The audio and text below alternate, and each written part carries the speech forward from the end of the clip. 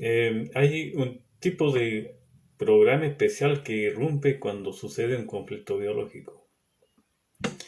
Cuando un evento pone en peligro la existencia de un individuo. Cuando un órgano no es capaz de eh, satisfacer cierta demanda, cierta demanda, debido a una exigencia mayor de la prestación que está efectuando el órgano. Entonces, en ese momento, la naturaleza prevé de mecanismo o provee de mecanismo al, al órgano para que pueda efectuar esa labor que se le está pidiendo, que pueda traspasar esa emergencia biológica, un crecimiento orgánico. En el caso de las células alveolares, cuando eh, un, un individuo, un ser viviente, debe correr, debe gastar más oxígeno. El miedo a la muerte, escapar del miedo a la muerte o escapar del depredador. Eh, Como no es capaz de producir en las condiciones normales lo que se le está pidiendo o lo que el evento está exigiendo que sea posible metabolizar. Entonces hay un crecimiento de células que tienen propiedades específicas que vienen a ayudar a que el organismo pueda correr y pueda jalar más oxígeno, pueda consumir más oxígeno. Esas son las células alveolares del pulmón, reaccionan frente a un peligro de miedo a morir. Ese es un tipo de conflicto biológico, miedo a morir, que afecta a los alveolos pulmonares. También hay un conflicto biológico cuando eh,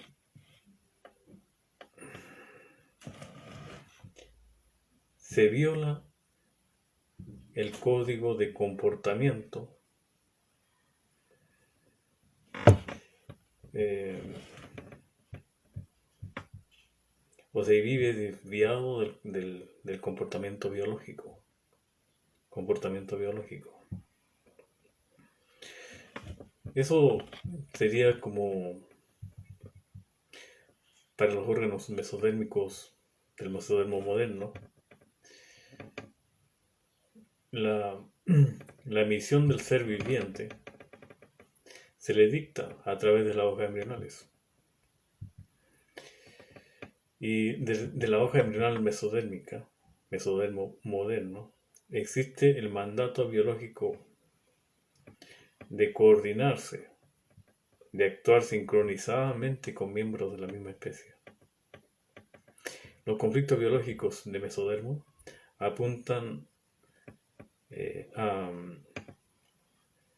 a crear lazos, a crear mejores lazos más fuertes de unión social. Los conflictos biológicos también que pertenecen al mesodermo antiguo son de tipo protector, vienen del ámbito de la protección. El ser viviente tiene que proteger tanto a la familia, como sería un conflicto de glándulas mamarias, de preocupación o pelea por pareja o por hijo madre, dependiendo del lado, dependiendo de la lateralidad del ser viviente también. O en caso de los órganos que cubren o protegen los órganos. Digamos las pieles que protegen los órganos, como el pericardio, eh, como los órganos, como la piel que recubre eh, el, el pulmón y la protección que hay contra el vientre, el peritoneo. Todos son conflictos biológicos de protección. Ahora, mm, hay cierto tipo de conflictos biológicos también que pertenecen a ectodermo, donde se vincula una parte del cerebro a un cierto tipo de comportamiento biológico, que es el comportamiento territorial. Hay otro tipo de conflictos biológicos ectodérmicos que tienen que ver con separación y que tienen que también ver con el vínculo que hay entre los seres vivientes. Un ser viviente no tiene que vivir separado de los otros seres. Tiene peligro de desaparecer o de morir. Si por ejemplo en etapas tempranas de la niñez, un ser viviente, un ser humano o un cachorro, se separa de la madre. Ese niño o cachorro siente la necesidad imperiosa de fortalecerse. Como los conflictos biológicos mesodermos de desvalorización. En la fase activa hay una necrosis. Cuando el niño siente que no va a ser capaz de sobrevivir, se devalora totalmente. Y cuando ese niño sí siente el calor o siente el cuidado de una persona o siente que él es capaz por sí mismo de sobrevivir, entonces viene la fase curativa, que es la leucemia. La leucemia viene cuando una persona ha solucionado un conflicto biológico de autodevaluación.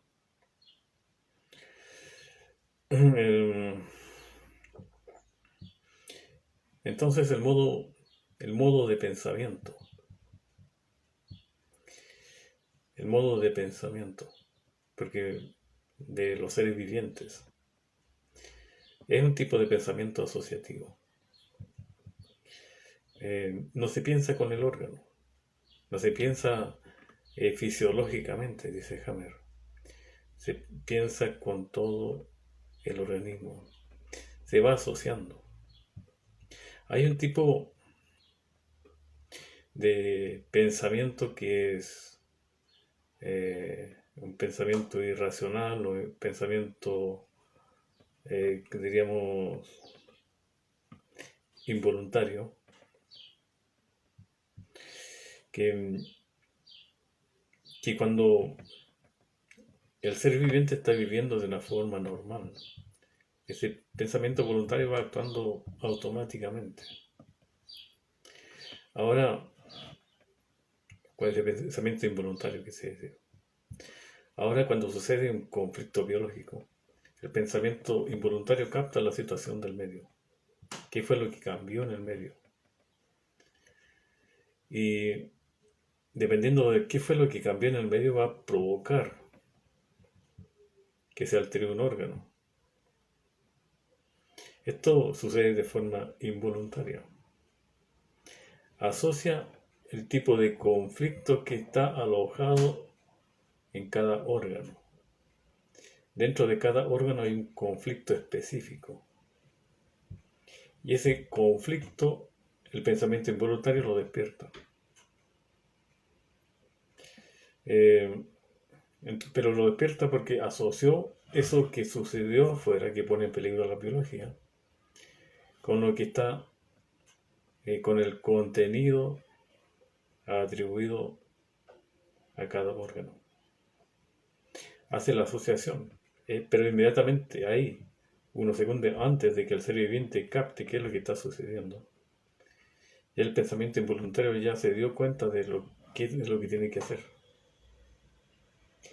Y guía al conflicto, pero lo aloja, o sea, despierta cierta sensibilidad biológica y emana desde el órgano que fue conflictuado un tipo de sensación. Pero no digamos que el órgano siente. No es así. No se siente fisiológicamente. En realidad son 3 niveles. Cuando suceden conflictos biológicos, se impacta en 3 niveles. Uno de esos es la psiquis. La psique siente lo que está registrado en un órgano específico que se conflictó. se le transmite al pensamiento involuntario el contenido psíquico. Luego, también como son 3 niveles, el segundo nivel a nivel orgánico, donde se producen las alteraciones orgánicas que van a provocar que la función de un órgano se incremente, que un órgano se modifique para poder actuar mejor, para poder ser un mejor garante de la conducta de un individuo. Y a nivel cerebral, donde te empieza a ejecutar la intención de la naturaleza. El cerebro coordina todo. Coordina que ese comportamiento se haga más efectivo. El nuevo pensamiento biológico va a provocar un tipo de comportamiento. Y ese comportamiento tiene que ser efectivo para solucionar el conflicto.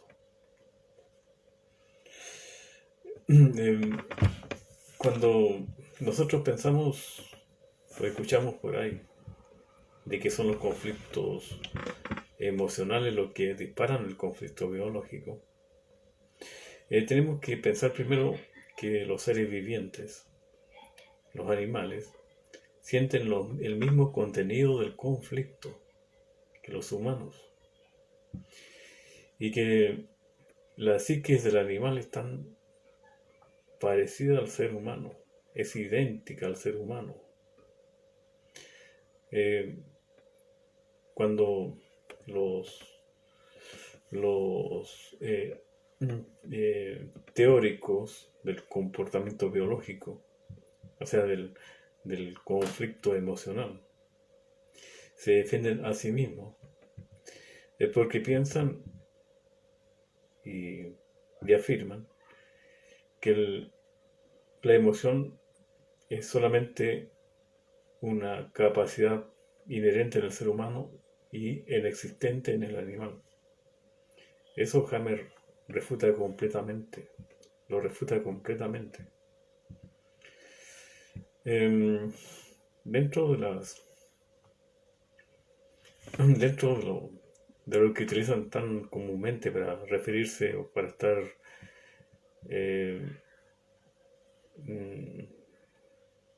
defendiéndose a sí mismo, defender su teoría o su perspectiva, ellos ponen el ejemplo del cáncer que tuvo el Dr. Hammer. Dicen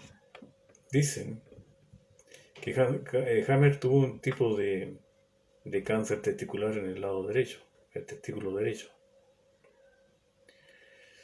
Y que el testículo derecho del hombre diestro corresponde a la pareja o al padre. Pero como fue el hijo que lo perdió, entonces Hammer lo sentía más como partner, como amigo. Entonces, para los que estudiamos medicina germánico es básico.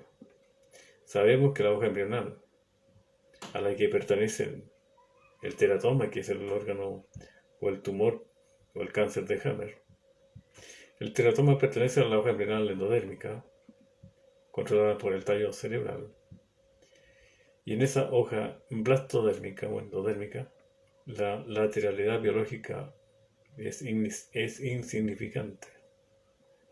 No se toma en cuenta. Ahora, estos seres, estas personas son los que educan a las otras personas. Educan según su propia forma de ver la medicina germánica. No es un conflicto emocional el que provoca que se irrumpa un SBS, sino que son un conflicto biológico. El concepto de conflicto biológico, de tenerlo bien claro, nos permite a nosotros estudiar científicamente las 5 leyes biológicas, porque eh, el conflicto biológico deja de ser como un elemento, sino que pasa a ser parte de un factor. Cuando Hammer dice que en el segundo ámbito hay un tipo de correlación, tal como en el primer ámbito hay un tipo de correlación que es la relación que existe en el momento del DHS, de la psique del cerebro y el órgano, que eso lo estudió él perfectamente. Pero en el segundo ámbito de la medicina germánica, en el segundo ámbito de coordinación, es la correlación que existen entre los modelos de comportamiento, el ámbito conflictivo, o sea, todos los conflictos, todo el grupo de conflictos que está asociado a esa hoja blastodérmica, blastodérmica, y la hoja embrional, grupo de conflictos, hoja embrional y modelo de comportamiento. Entonces, los conflictos están diseñados para algo. No son, digamos, algo al azar. Los conflictos tienen una importancia mayor cuando se estudia más profundamente las leyes biológicas y los trabajos de Hammer.